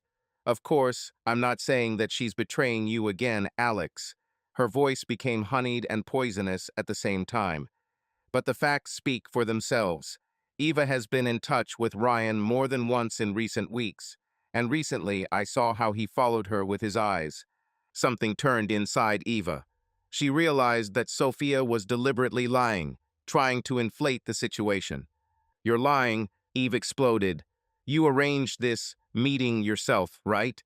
Is this what you're doing?" Sophia just shrugged, maintaining a mysterious half-smile. Alex looked first at Eve, then at Sophia, and fear, familiar pain, and perhaps rage flashed in his eyes, the fear of repeating the betrayal he experienced. Finally, he abruptly pushed Eve's hand away, swaying as he tried to get up from the couch. "Stop, Alex." Eva got scared. "Your leg hurts, don't get up." But he was already on his feet, grabbing a crutch, but his wounded leg did not provide support, and he almost fell, just catching his balance. A grimace of pain and irritation appeared on his face. "I'm tired of all this," he said, trying to speak loudly, although his voice faltered. "Eva, I don't have the strength to constantly be afraid that you will again." He couldn't finish, remembering the past wound too well. If it was an accident, fine. But, damn, it looks like you have some secrets again. Eva bit her lip. There were tears of resentment and despair in her eyes. How could she prove that Sophia was turning everything upside down? "I swear this is all a lie," she squeezed out, looking into Alex's eyes. "Yes, we crossed paths with Ryan, but I wasn't going to continue anything." Sophia crossed her arms over her chest. "Why then hide this fact from him?" Eva wanted to object that she had not had time to tell yet. After all, there was no right moment, and Alex was already worried about the inflammation in his leg. But the words were confused, and Sophia looked at her victoriously, like a devilish keeper of other people's secrets. "That's enough," Alex interrupted the conversation, trying to stay on crutches. "Sophia, get out. This is our home, and you are not welcome here with your revelations." Sophia's face twitched in a grimace of arrogance, and she headed towards the exit, leaving a caustic parting note in the air. "I just wanted you to know, Alex, who you're dealing with. Good luck to you." As soon as the door closed, Alex, wincing in pain, sank back onto the sofa. Eva rushed towards him, but he pulled away. There was a mix of disappointment, fatigue, and resentment in his gaze. "I don't know how to believe you now," he said quietly, pressing his palm to his temple. "Sophia, of course, can lie, but the fact of meeting Ryan. Tell me honestly, why didn't you tell me about this?" Eve took a deep breath and exhaled, trying to calm her nerves. "I wanted to avoid your pain.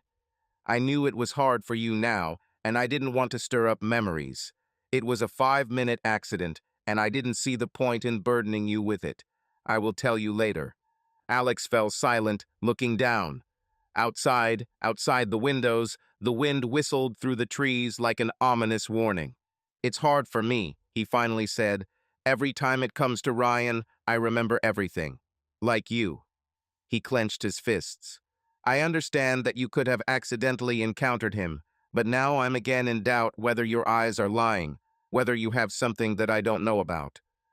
Eva realized with pain in her soul that trust had not yet been restored, and every little thing undermined it. She decided not to cry or make unnecessary excuses. Only frankness would help, even if it was bitter. "You have the right to doubt," she said, squatting down to look him straight in the eyes. "But I will do everything to prove that everything is over between me and Ryan. I can't stop him from appearing somewhere, but I will never betray you again.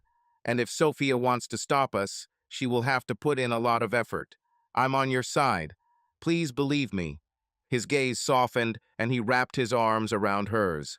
For a moment, Eva felt how he squeezed her palms tightly, as if he was afraid to let go and immediately lose her.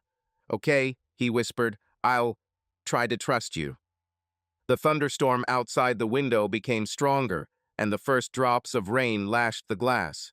They sat like this, hugging each other, amid the thunder and darkness of the night. It seemed that at this very moment they were rebelling against a whole world of intrigue and fears in order to defend their right to a new attempt at being a family. After Sophia's ill-fated visit, events developed rapidly. Eva was ready to do anything to prevent further misunderstandings. She agreed to change her phone number so that Ryan could no longer call her, and cleared social networks of any hints of old contacts. Alex, although he did not say it out loud, was internally glad of such measures. But there was still a shadow of doubt in his gaze. Sophia didn't back down either. She continued to occasionally appear in Eva's life, either sending mocking messages or trying to organize friendly meetings under the guise of caring about her. But Eva felt that she was only adding fuel to the fire. Finally, when Eva received another message from Sophia with an offer to help, she realized that it was time to put an end to it. She called Sophia herself and directly demanded a meeting. Sophia appointed the place. It was an expensive restaurant with dim lights and golden candelabra, where the owner of the gallery herself loved to dine. Eve appeared there in the evening, fearing that everything might go wrong, but knowing that otherwise they would not get rid of the toxic connection. "Oh, hello, darling," said Sophia, noticing Eva at the entrance and waving to her with a hand with a pearl bracelet. She was dressed in an elegant black dress, scarlet lipstick on her lips, and her eyes sparkled with anticipation. Eva sat down opposite and asked the waiter for a glass of still water. Sophia took a sip of red wine with a smile. "Well, why such urgency?" Eve's gaze was cold and decisive. She didn't waste time on pleasantries. "I came to say that I don't want you to interfere in my life anymore. Everything that once happened between us is over. I don't need your friendship or your support." Sophia raised an eyebrow. That sounds like a declaration of war. Haven't I been your friend for many years? I gave you shelter when Alex kicked you out. Yes, I am grateful that you sheltered me then. But now I see that you were simply using my position to pull strings and destroy my family even more. Oh, how serious we are. You're not an angel yourself, Eva. Don't forget who betrayed Alex first. Or are you now imagining yourself to be a saint? Eva's heart sank from the pang of truth. Yes, she cheated. But this does not mean that she allows herself to be manipulated further. "I know about my mistakes," she said firmly, "but I decided to correct them. You continue to wreak havoc, enjoying the misfortune of others. You know, Sophia, I don't want anything to do with you anymore. For a second, real irritation flashed across Sophia's face, but she immediately pulled herself together, smiling with the shadow of a smile. As you say, dear. Already on the street, feeling the wind ruffle her hair, Eva sighed convulsively as if she had left a snake's den. Many emotions were raging inside: resentment, anger, pain, but also some kind of bright liberation. Now she made it clear to Sophia that she no longer wanted to play her games. On the way home, Eva stopped at the pharmacy to get some medicine for Alex, then called him and said she would be there soon.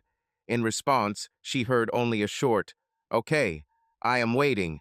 There were still traces of tension from the meeting with Ryan, but she hoped that things would work out over time. When Eva arrived home, Alex, already moving with the help of a cane, opened the door for her himself. Although it was small, it was progress. He was making progress in rehabilitation.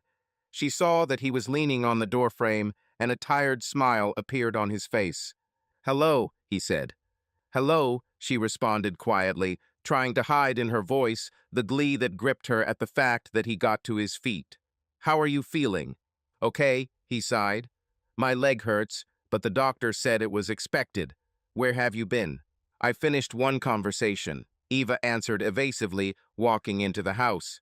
She didn't want to immediately say that she saw Sophia. She didn't want to bring back the drama that evening. "Maybe he'll tell you later if necessary." They prepared dinner together well. More precisely, Eva was spinning around in the kitchen, and Alex was sitting on a high-backed chair, responsible for cutting vegetables. The warmth that reigned during that half hour of work together reminded them of those happy times when they were just husband and wife doing simple things together. "You know," Alex said when they sat down at the table, "I talked to Lily. She asks when you will come home for good." Eve felt her heart clench inside. She wanted to return even now, but she understood that everything was still fragile. "If you want me to come back, I'm ready." "But only if we are both ready for this," she answered, looking into his eyes. There was sadness in his gaze, but also some determination. He placed his hand on top of hers. "I think we should try. But Eva, I don't want to create illusions. Your misdeed lies between us. Yes, I'm trying to forgive, but for now, sometimes I remember and I feel bad." Eve nodded, feeling the bitter sting of knowing that he was still suffering. "I understand. I am ready to participate in any therapy, consultations, anything to make us feel better. But I don't know." She fell silent. "I don't know either," he picked up, and there was melancholy in his voice. "But for the sake of Lily, for the sake of our feelings, we can try." Tears of relief appeared in Eva's eyes. She pressed herself against his hand, feeling how difficult it was for both him and her. But now there is no longer the alienation that hung over them a month ago. There is a willingness to talk and fight together. Another hour later, they were both sitting on the sofa, covered with a blanket, and looking at family photographs that Eva had taken out. Here Alex is building a sandcastle with Lily, and here Eva herself is filming gorgeous views of the ocean. This was a couple of years ago during her vacation. Each photo reminded them of the simple joys they had lost when the cracks in their marriage became a chasm. "I miss those times," Eva said, peering into Alex's smiling face in one of the frames where he throws Lily in his arms. "Me too," he agreed. "But maybe we will still have happy days if we learn to forgive each other and ourselves." They sat there in silence until the blanket began to fall off their shoulders and a thick evening fell outside the windows. At that moment, it seemed to them that, at least for the sake of hope for new happiness, it was worth breaking all the old ties that connected Eve with Sophia and Ryan. And this split that she made today was an important step, cutting off the path back in order to move forward, albeit carefully, with many scars, but towards what is truly dear. A new week has begun. Alex continued his rehabilitation and did exercises. Lily went to school, Eva did household chores, and tried to work with her photography clients, although anxiety made it difficult to concentrate. One day, Alex suggested something that he and Eva had never dared to do. "Let's go to a family psychologist. I've been thinking about this for a long time. Maybe this will help us get through all the grievances faster and learn to communicate differently. Eva was confused for a second, because before they believed that real families did not need therapists. But now I understood, their problems were too deep to hope for a miracle. Okay, she nodded. I think so too. They made an appointment with a therapist named Natalia, a woman of about 40 with kind eyes, who met in a quiet office furnished with soft chairs and shelves with psychological literature. Having crossed the threshold for the first time, Eva felt a mixture of shame and timid hope, and Alex awkwardly leaned on his cane, trying to restrain himself from making sarcastic remarks. I'm very glad to see you. Natalia greeted them softly as they sat down in the chairs opposite her. Tell me, what brought you to me? Eva and Alex looked at each other. Eva decided to start. We have a crisis in our marriage. My voice trembled. I cheated on him, and now we are trying to restore our relationship. Alex smiled wryly. Yes, and we have a lot of pain, mistrust. I don't know if it will work. Natalia nodded, showing neither condemnation nor sympathy, only the understanding of a professional. She asked them to briefly describe the history of their relationship, what they loved about each other, what they hated. It wasn't easy for Eve, talking out loud about how she felt lonely and burned out, and then went all out with Ryan. Alex, talking about his experiences, squeezed the armrest of his chair so that his knuckles turned white. Often in marriage, we forget why we were ever together in the first place, said Natalia. Maybe it's worth remembering what connected you. What is your overall goal? They thought.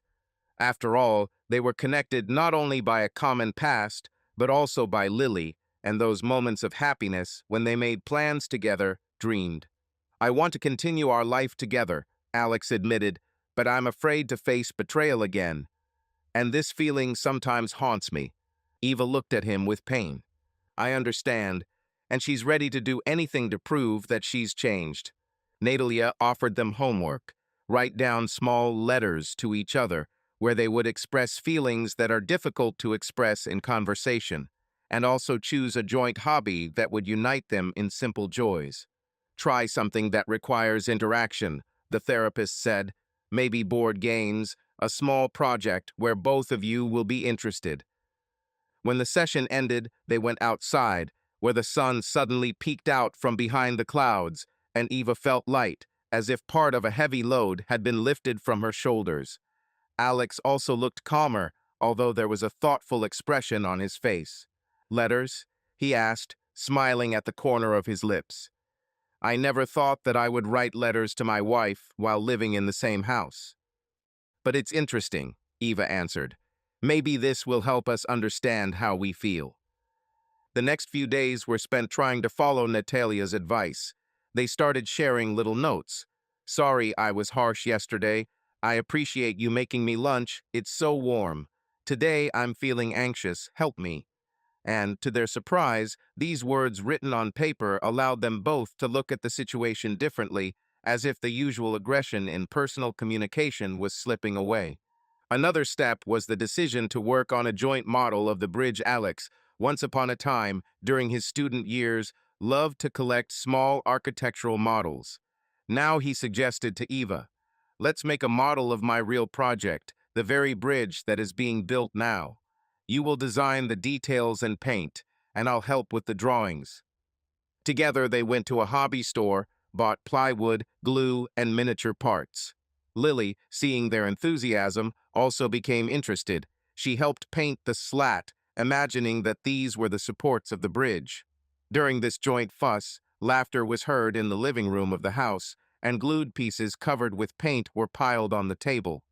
Alex gave careful instructions, Eve made fun of his pedantic approach, and Lily clapped her hands when she saw the model come to life. Careful, these are delicate parts, Alex said, looking at Eva, who was trying to secure something with duct tape. Everything is under control, Mr. Builder, she smiled. I'm a photographer. I know better what this support looks like from the right angle. It was as if for a moment they forgot about tragedies, insults, and blackmail. This model became a symbol. The bridge between them was also restored, piece by piece. However, the threat from Ryan has not gone away. Alex and Eva remembered her every day, expecting that thunder could strike at any moment. But Ryan didn't show up. Perhaps he was preparing his strike, or perhaps he was simply trying to put pressure on his nerves with silence. Meanwhile, at the next session with Natalia, they admitted that the situation with possible public disclosure of their betrayal still hangs over them like a sword. The psychologist advised them not to hide it deep down, but to realize, even if they have to go through a scandal, they can survive it if they stick together. Sometimes our fear of shame is greater than the shame itself, said Natalia. It's important not to let him control your actions. These words stuck in our minds. Alex and Eva, sitting in the car on the way home, looked at each other. Can we really survive this? They thought. Perhaps yes, if you have already found enough courage and love not to betray each other again. In the evening, when Lily went to bed, they sat in the living room in front of the unfinished model of the bridge. Alex reached out to Eve, hugged her from behind, burying his nose in her hair. She felt her entire being respond to his warmth. I want to tell you, thank you for not giving up, he whispered. Without you, I wouldn't be ready to go to therapy, build this bridge, laugh. Eve turned around, their gazes crossed. She remembered how, in moments of passion with Ryan, she thought she could no longer feel alive around Alex. Now she realized how much stronger and deeper the feelings that are born from joint trials, forgiveness, and responsibility. And thank you for giving me a chance, she replied. They looked at each other with piercing tenderness, and at that moment a thought flashed through Eva's head, which she was afraid to talk about. Alex, I wanted to tell you. I wasn't sure, but it seems I'm pregnant. The world seemed to stop. Alex released his embrace and moved away, looking into her eyes. What? He asked barely audibly, afraid to believe. I'm not entirely sure, Eve admitted. I have a delay and I feel changes in my body. I'll go to the doctor tomorrow and get tested. It could just be a false alarm, but Alex didn't know what to say. On the one hand, shock, and on the other, perhaps joy. Pregnancy could be a new chapter or an additional challenge. Ava, he touched her hand. If this is so, what will we do? I will make any decision that we consider correct, she answered, internally shuddering with fear. But I don't think I have any doubts. If I'm really pregnant, I want to give birth, Alex. Of course, this will not be easy because we still have so many unresolved problems. He sighed and hugged her again, holding her closer than before. We can handle it. Whatever the result, his voice broke. I don't know what to say. As a result, they sat huddled together and thought about how life brings the most unexpected turns. Tomorrow, Eva will go to the doctor, and then everything will become clear. But now they felt, if this is a new life inside her, it can become that very ray of hope that will strengthen their family bridge, giving them another chance. The morning brought a new portion of excitement. Eva went to the doctor and got tested. While she waited for the results, Alex stayed at home with Lily, who was taken out of school for the holidays. He couldn't find any rest, glancing at his mobile phone as if expecting an emergency call. Finally, Eva called. Alex, everything has been confirmed. I'm in my 5th week. There was trembling in her voice. Alex felt a strange mixture of panic and joy. He got up from the sofa, almost forgetting about the pain in his leg. So you're pregnant, he said, feeling his heart pounding. Yes, she muttered. I'm going home. We need to talk. When Eve returned, Alex was at a loss for words. He saw in her eyes the same fear and delight that they had once experienced at the birth of Lily. But this time everything was complicated by their recent conflicts, Ryan's blackmail. We can handle it, he repeated, as if convincing not only her, but also himself. She nodded, pressing her hands to her stomach, which had not yet shown any outward signs. Lily, seeing her parents' excitement, ran up and hugged Eve. Mom, are you okay? Eva smiled, patting her daughter on the head. Yes, my dear, everything will be fine. However, she was worried in her heart. After all, if Ryan really reveals incriminating evidence, this whole pregnancy will be in the shadow of public shame. How will this affect their future life? What if Alex withdraws into himself again if the emotions and shame are too strong? At night, she hardly slept, listening to the movements of her body. She imagined how a tiny spark of life was growing inside her, how she will hold the newborn in her arms, with Alex and the grown-up Lily nearby. Can they really start a new chapter by forgetting the past? Meanwhile, Alex was tormented by similar questions.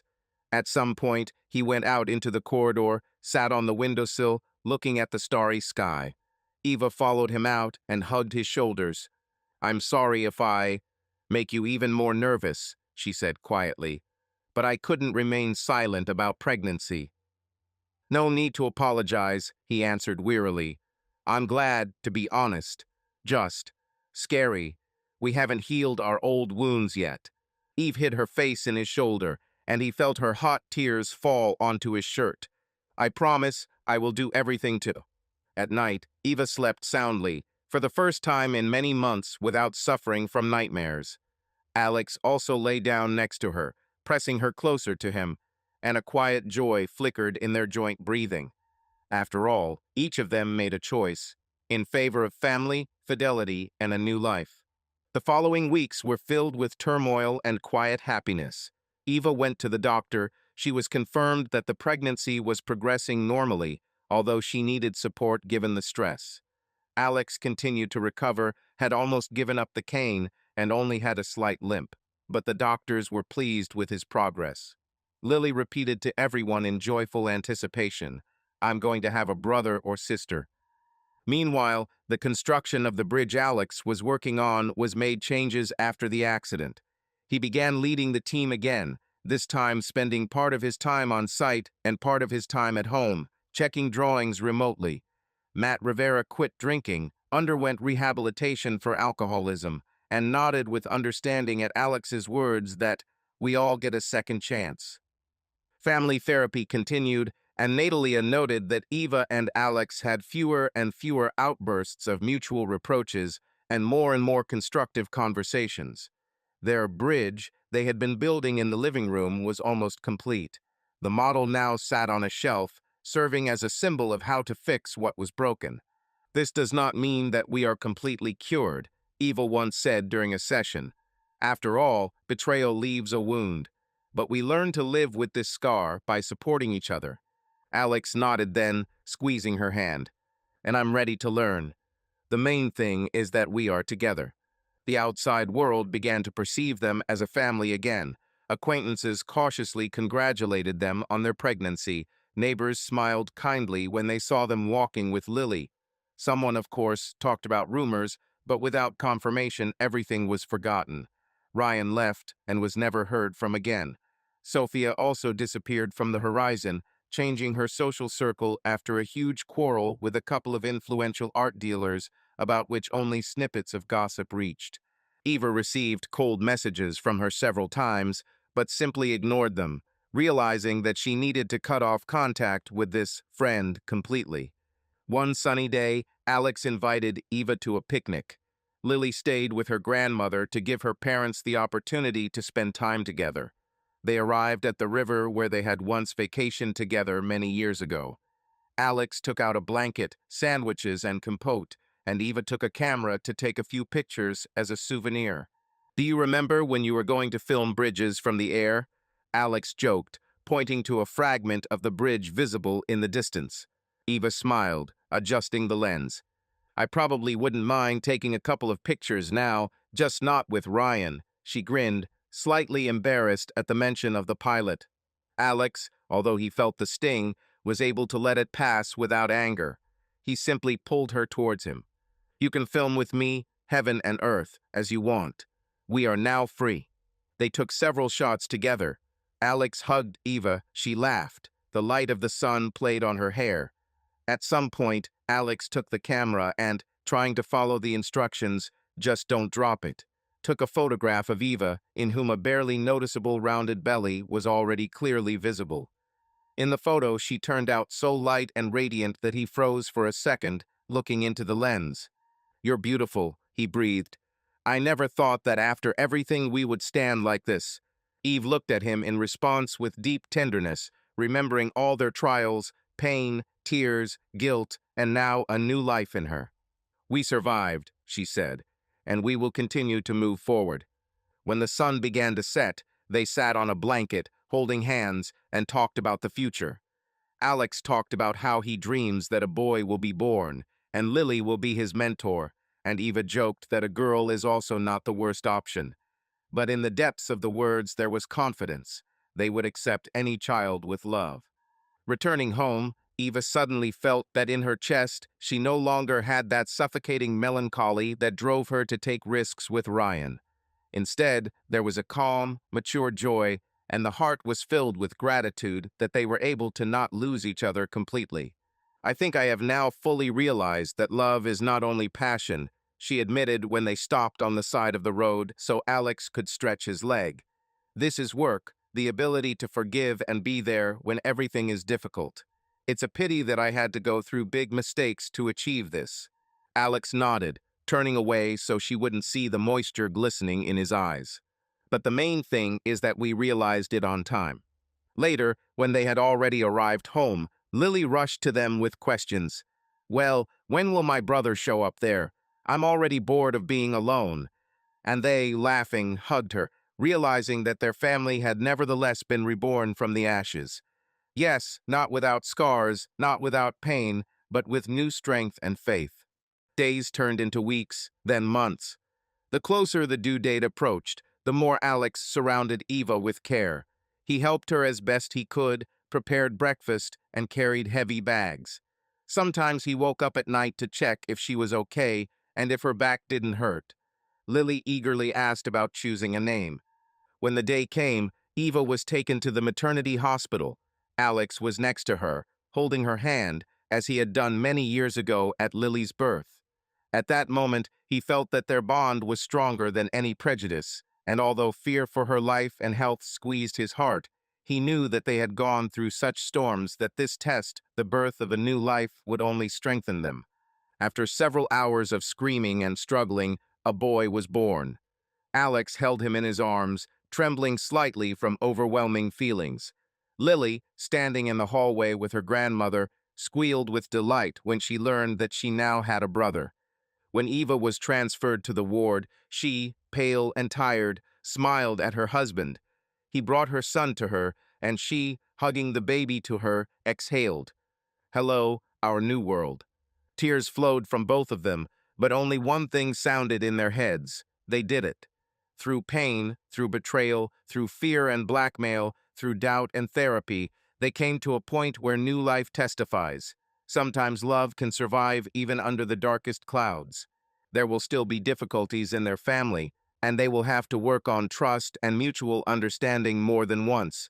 But the main thing is that each of them finally realized, if you take care of each other, then you take care of your family. And this realization was stronger than all the shadows on the horizon with which their terrible story began. Now, in the rays of the rising sun over the maternity hospital, with a tiny child in their arms, they looked at each other with such depth and faith that any shadows dissipated. There was only the road ahead to further love and mutual support. Soon after the birth of his son, Alex completed the construction of the bridge, investing not only his professional knowledge, but also all the new energy of his renewed heart.